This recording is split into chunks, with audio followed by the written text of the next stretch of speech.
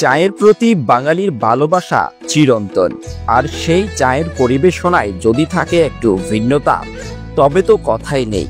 এমনই এক ভিন্নধর্মী চায়ের অভিজ্ঞতা নিয়ে বামুনিতে যাত্রা শুরু করলো বাঁশের চা ফুড স্টেশন, যেখানে চা পরিবেশন করা হয় বাঁশের তৈরি মগে, সম্পূর্ণ প্রাকৃতিক ও স্বাস্থ্যসম্মত উপায়ে। খাবার প্রেমী ও নতুন স্বাদের অনুসন্ধানীদের জন্য এটি নিঃসন্দেহে একটি ব্যতিক্রমী গন্তব্য।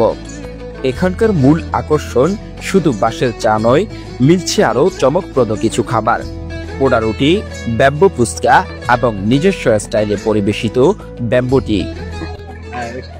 আমরা বসুরহাট থেকে এখানে আসছি চা খাওয়ার জন্য। দীর্ঘদিন যাবৎ আমরা শুনতেছি যে এখানে ব্যাম্বো টি পাওয়া যায় এবং এটা নাকি অনেক সুস্বাদু এবং জনপ্রিয়, যার কারণে আমরা ফ্রেন্ড সার্কেলরা মিলে এখানে আসছি ব্যাম্বো টি খাওয়ার জন্য। এবং আমরা খাওয়া শেষে যেটা বুঝলাম, এটা আসলে খুবই মজার। আমরা এসেছি, আপনারা আশা করি আসবেন, আপনাদের থেকেও ভালো লাগবে, আমাদের থেকেও ভালো লাগছে। প্রতিটি আইটেমে রাখা হয়েছে স্থানীয় স্বাদ ও সংস্কৃতির ছোঁয়া, যা ভোজন রসিকদের মন জয় করতে সক্ষম। স্থানীয় উদ্যোক্তাদের উদ্যোগে গড়ে ওঠা এই ফুড স্টেশনটি ইতিমধ্যেই কৌতূহলী মানুষের আগ্রহ কুড়িয়েছে।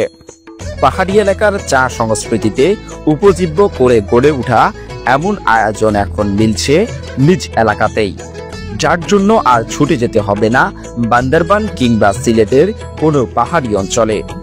এই ফুড স্টেশনটি অবস্থিত বামুনি বাজার থেকে প্রায় 2 কিলোমিটার দক্ষিণে এবং মিশ্র উল্লাস রংমালা থেকে 1.5 কিলোমিটার উত্তরে আদর্শ সমাজ 3 নং ওয়ার্ডে মাস্টার আবুল বাশারের বাড়ির মূল ফটকের পাশে।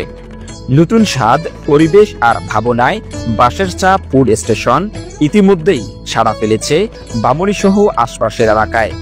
এরকম চা কোম্পানিগঞ্জে কোথায় পাইবেন না, সবাই ভাই বন্ধু নিয়ে আবার নিয়ে আসবেন চা খাওয়ার জন্য।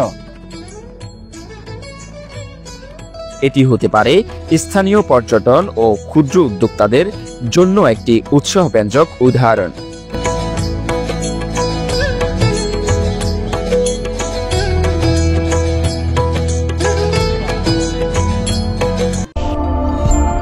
নোয়াখালী টিভি, বৃহত্তর নোয়াখালীর প্রতিচ্ছবি।